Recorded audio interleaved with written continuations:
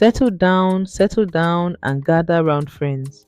Let me tell you the story of Aunty Moyo, the lash witch who stole her client's destiny through their tears, and how F defeated her, or so she thought. F and Adanna. F was the older one, 26, working in a bank in Victoria Island, living in a small flat in Aja. Adanna was 23, still living with their mother, always on Instagram, always chasing the next trend. One Tuesday evening, Adanna posted a video. F was lying in bed scrolling when she saw it. Her sister, standing outside a beautiful salon with gold letters, Lash Sanctum. Guys, Adanna's voice was breathless with excitement. I finally got my appointment. 2 months wait list. Aunty Moyo is that girl. If you know, you know. She blew a kiss at the camera. See you on the other side. About to be a whole new babe. That was the last time anyone heard from Adanna. 3 days later, their mother called Eva at midnight. You know when your mother calls at midnight, something is terribly wrong. Eve, have you heard from your sister? No, mommy. Why? She went for lashes on Tuesday and never came home. Eve sat up in bed, her heart pounding. What do you mean never came home? I mean she left this house Tuesday afternoon and I haven't seen her since. Her phone goes straight to voicemail.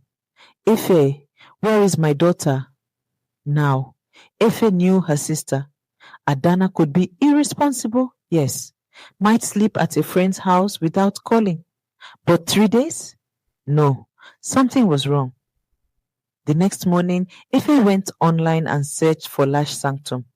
The website was expensive looking. Soft pink. Testimonials everywhere. Aunty Moyo changed my life. My husband proposed 2 days after my appointment. I got promoted the same week. 5 stars, 5 stars, 5 stars. F scrolled through hundreds of perfect reviews, frowning. Nobody has this many satisfied customers, she muttered.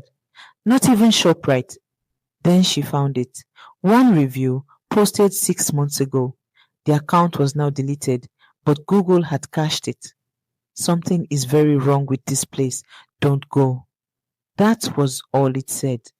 Eve called her best friend Keoma and told her everything. I've heard things about that place. Keoma said carefully. They say the owner does juju. But then again, people always say that about every successful woman in this Lagos. I need to book an appointment. Ifo, are you mad? Your sister is missing from there and you want to go. What else should I do? You know Nigerian police.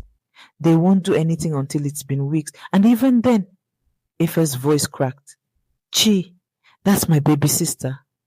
There was a long pause. Fine, but I'm tracking your location.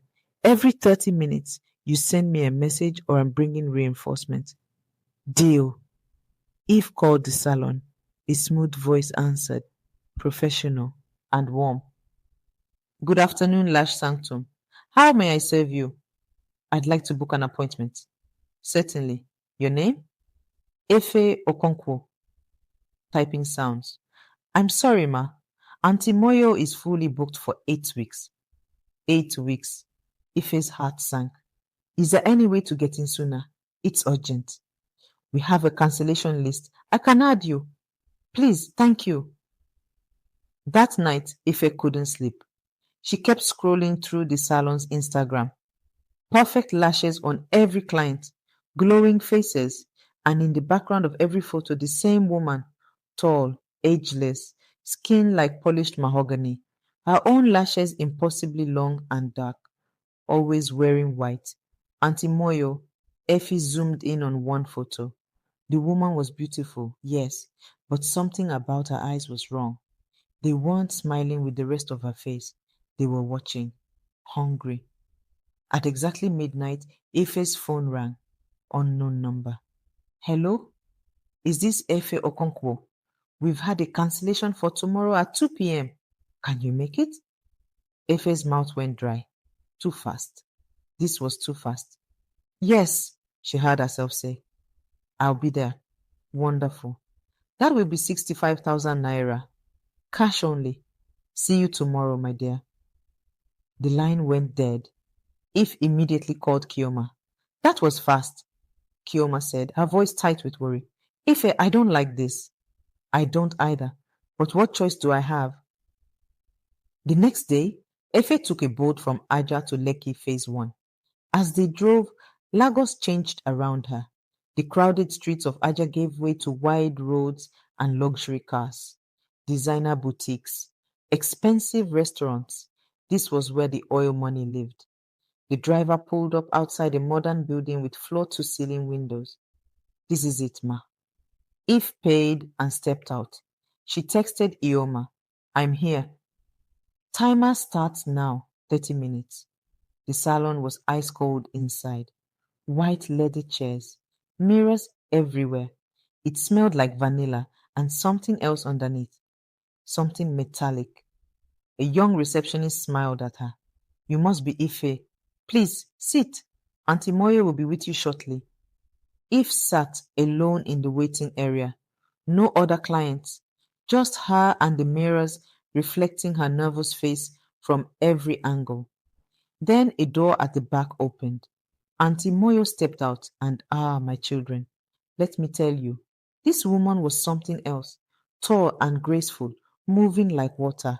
Her skin glowed as if lit from within. Her lashes were like butterfly wings. She wore a white bubu that seemed to shimmer, but her eyes, amber colored and ancient. If, she said, her voice like honey, welcome, my dear. Come, let Auntie take care of you. The treatment room was small, one reclining chair, a rolling cart with supplies, and mirrors. So many mirrors. Sit, my dear.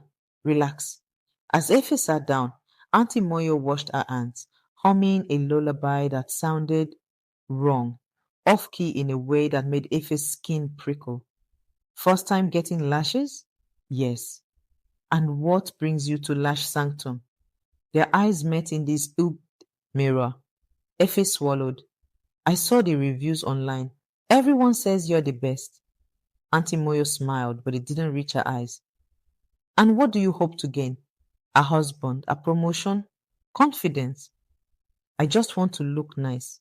Hmm. Auntie Moyo tilted Effie's chin up, studying her face. You have sad eyes. Something troubles you deeply. Eve forced a laugh.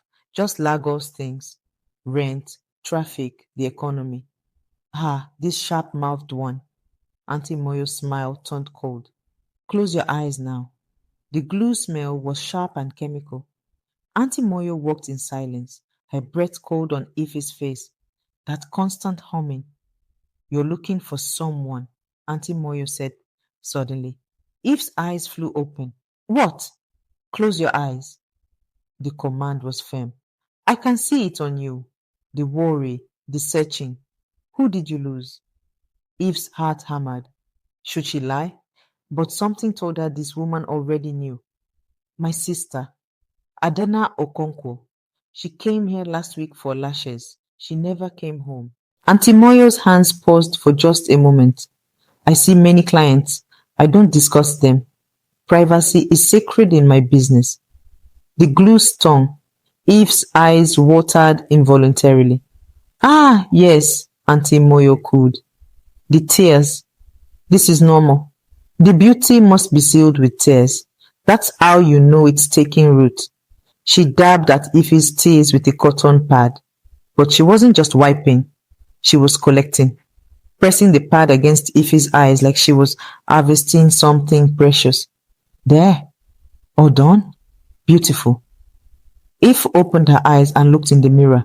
The lashes were stunning, long, natural looking, perfect. But in the reflection, she watched Auntie Moyo walk to a cabinet and place the tear-soaked cotton pad into a wooden box. You keep the used pads? Ife asked, trying to sound casual. Auntie Moyo smiled. Everything in this salon is intentional, my dear.